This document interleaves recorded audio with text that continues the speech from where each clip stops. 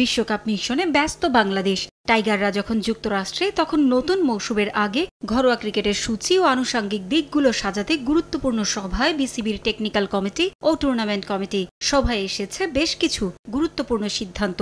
15 October থেকে শুরু হচ্ছে জাতীয় ক্রিকেট লিগ। সভা শেষে জানিয়েছেন বিসিবির chief coordinator Minhajul Abedin Nannu, single leg পদ্ধতিতে হবে এবারের লিগ।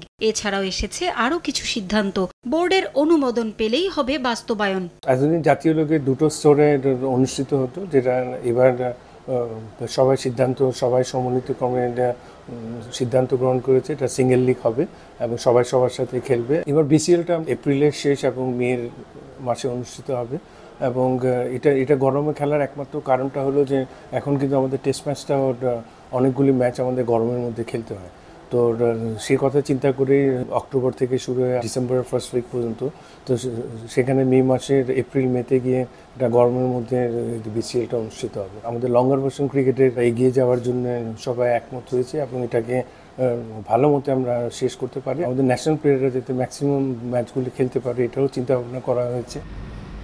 দীর্ঘদিন ধরেই স্থানীয় ক্রিকেটারদের জন্য একটি টি-20 টুর্নামেন্টের পরিকল্পনা ছিল বোর্ডের। বিপিএলে বিদেশিদের দাপটে সবসময় সুযোগ হয় না দেশীয়দের। তাই এবার দেশীয় ক্রিকেটারদের নিয়ে টি-20 লিগ আয়োজনের নীতিগত সিদ্ধান্ত হয়েছে টুর্নামেন্ট কমিটি ও টেকনিক্যাল কমিটির সভায়। প্রাথমিক প্রস্তাব অনুযায়ী 8 দল নিয়েই হবে সংক্ষিপ্ত সংস্করণের এই লিগ। প্রতিটি দল খেলবে 7টি করে ম্যাচ।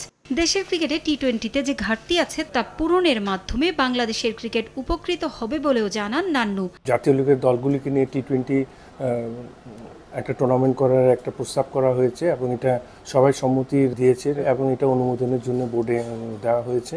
অনুমোদন সাপেক্ষে এই টুর্নামেন্টটা অনুষ্ঠিত হবে। 128 থেকে 130 জন ক্রিকেটার নিয়ে হবে এই টি-20 লিগ। পারভিন আক্তার, সময় সংবাদ।